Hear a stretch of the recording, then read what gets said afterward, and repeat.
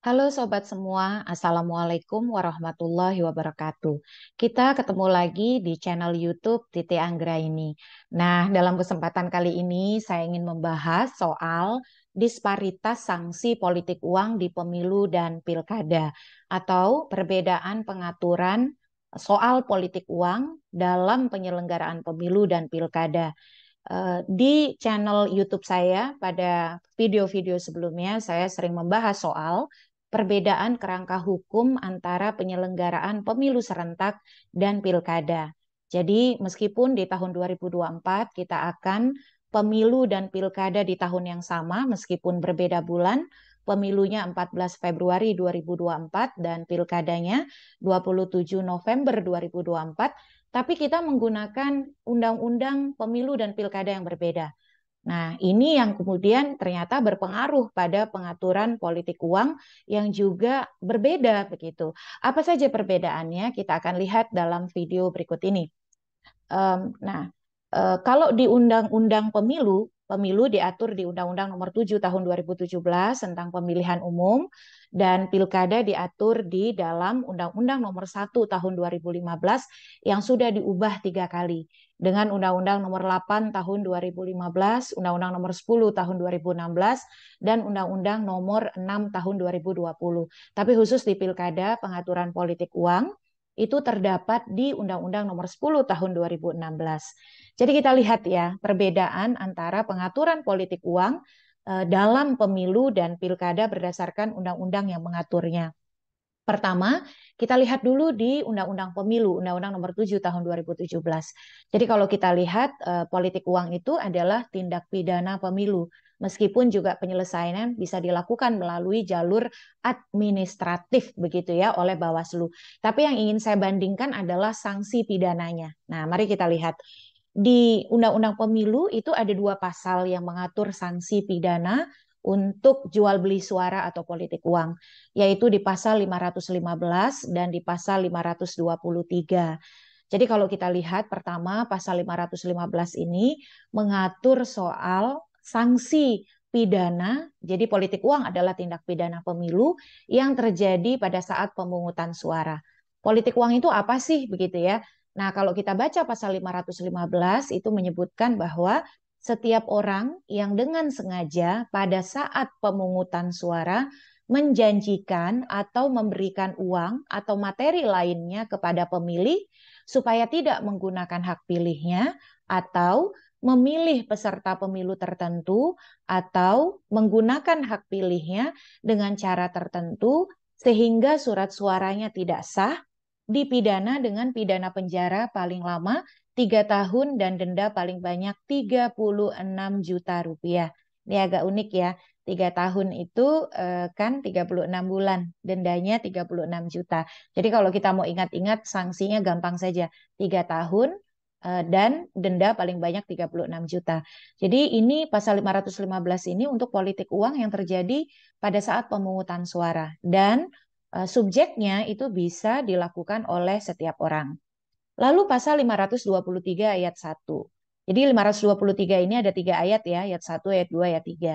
Nah, ayat 1 itu soal politik uang yang menyasar setiap pelaksana, peserta, dan atau tim kampanye pemilu yang dengan sengaja menjanjikan atau memberikan uang atau materi lainnya sebagai imbalan kepada peserta kampanye pemilu secara langsung ataupun tidak langsung sebagaimana dimaksud dalam pasal 280 ayat 1 huruf J, dipidana dengan pidana penjara paling lama 2 tahun dan denda paling banyak 24 juta rupiah. Jadi pasal 280 ayat 1 itu adalah soal larangan-larangan dalam kampanye.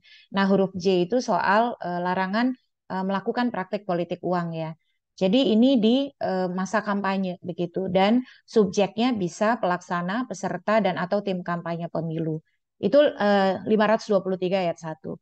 Lalu 523 ayat 2.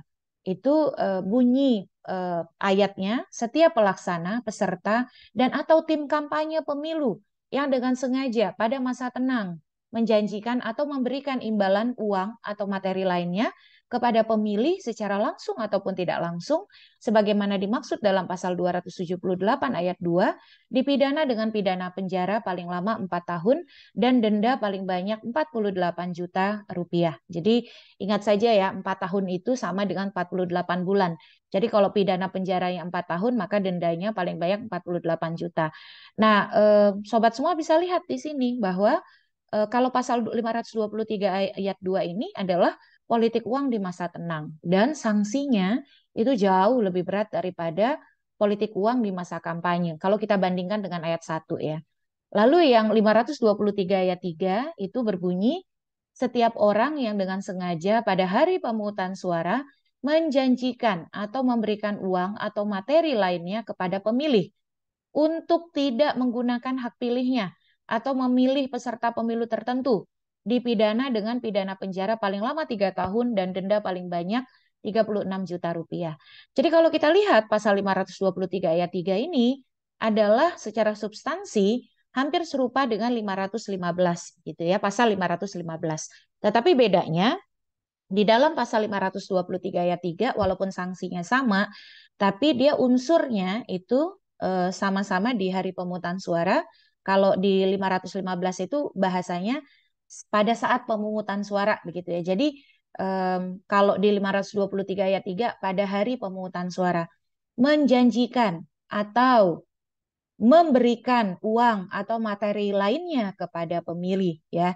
Jadi hanya memberikan uang atau materi lainnya kepada pemilih untuk tidak menggunakan hak pilihnya atau memilih peserta pemilu tertentu. Jadi dia lebih sederhana. Tapi pasal 515 dan 523 ini sama-sama di ayat 3 ya, 523 ayat 3 sama-sama menyasar praktik politik uang pada pemungutan suara.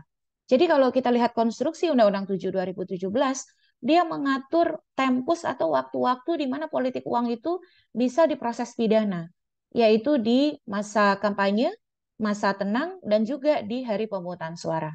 Nah, dan sanksinya itu variatif ya. Kalau di masa kampanye, paling lama penjara 2 tahun, denda paling banyak 24 juta. Kalau di masa tenang, pidana penjara paling lama 4 tahun, denda paling banyak 48 juta. Dan di hari pemungutan suara, penjara paling lama 3 tahun dan denda paling banyak 36 juta rupiah. Itu di Undang-Undang Pemilu. Lalu bagaimana dengan Undang-Undang Pilkada? Kita bisa lihat. Undang-Undang Pilkada untuk politik uang atau jual beli suara itu diatur di Undang-Undang Nomor 10 Tahun 2016, khususnya pasal 187A ayat 1 dan ayat 2. Uniknya kalau kita lihat, mari kita baca bersama ya. Pasal 187A ayat 1 itu berbunyi, setiap orang yang dengan sengaja melakukan perbuatan melawan hukum, menjanjikan atau memberikan uang atau materi lainnya sebagai imbalan kepada warga negara Indonesia, baik secara langsung ataupun tidak langsung, untuk mempengaruhi pemilih agar tidak menggunakan hak pilih, menggunakan hak pilih dengan cara tertentu sehingga suara menjadi tidak sah, memilih calon tertentu atau tidak memilih calon tertentu sebagaimana dimaksud dalam pasal 73 ayat 4, dipidana dengan pidana penjara paling singkat 36 bulan dan paling lama 72 bulan dan denda paling sedikit 200 juta dan paling banyak 1 miliar rupiah. Nah, jadi kita dari sini saja sudah bisa melihat ya bedanya dengan pengaturan politik uang di Undang-Undang Pemilu. Lalu di pasal 187A ayat 2 itu mengatur bahwa pidana yang sama diterapkan kepada pemilih yang dengan sengaja melakukan perbuatan melawan hukum, menerima pemberian atau janji sebagaimana dimaksud pada ayat 1. Nah, disinilah letak perbedaan mendasarnya. Pertama, politik uang di Undang-Undang Pilkada tidak mengenal tempus spesifik seperti Undang-Undang Pemilu. Jadi dia tidak membatasi hanya pada masa kampanye, masa tenang, dan pemungutan suara. Kalau kita lihat, dia bisa berlaku di setiap waktu, asal unsurnya terpenuhi. Dan subjeknya itu setiap orang. Jadi dia menggunakan hanya subjek setiap orang, siapapun itu sepanjang memenuhi unsur. Lalu yang kedua adalah sanksi pidananya sama. Jadi satu sanksi pidana. Dan dia menggunakan pendekatan paling singkat 36 bulan berarti 3 tahun ya. Paling lama 72 bulan berarti itu kalau kita lihat 6 tahun. Nah, ini kejahatan yang luar biasa begitu. Dan denda paling sedikit 200 juta serta paling banyak 1 miliar. Jadi menggunakan batas bawah dan batas atas untuk sanksi. Lalu juga yang berikut adalah sanksi pemidanaan itu berlaku bukan hanya pada yang memberikan, tetapi juga pada yang menerima. Jadi yang memberi dan yang menerima sama-sama merupakan tindak pidana. Jadi di sini disebutkan baik pemberi ataupun penerima, pemilih yang menerima, yang dengan sengaja melakukan perbuatan hukum menerima pemberian atau janji yang dilarang tadi ya, politik uang yang dilarang tadi sama-sama dikenakan sanksi pidana. Nah, ini sobat semua adalah implikasi ketika pengaturan pemilu dan pilkada dibedakan tidak dalam satu naskah undang-undang. Akhirnya terjadi disparitas di dalam pengaturan politik uang dan juga penegakan hukum serta penjatuhan sanksi.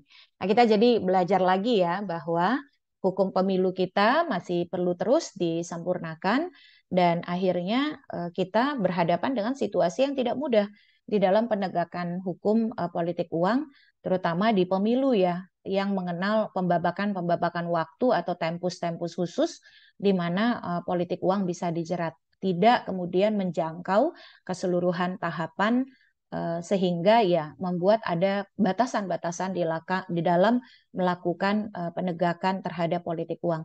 Dan kita berharap ada progresivitas ya dari aparat penegak hukum dan juga penyelenggara pemilu dan mungkin juga akan ada yang melakukan uji materi ke Mahkamah Konstitusi terkait dengan hal ini. Nah, sobat semua, terima kasih banyak atas perhatiannya. Simak terus channel YouTube Titi Anggra ini. Kita ketemu lagi dalam vlog-vlog pemilu berikutnya. Semoga cukup mencerahkan dan semoga insya Allah bermanfaat ya. Terima kasih. Wassalamualaikum warahmatullahi wabarakatuh.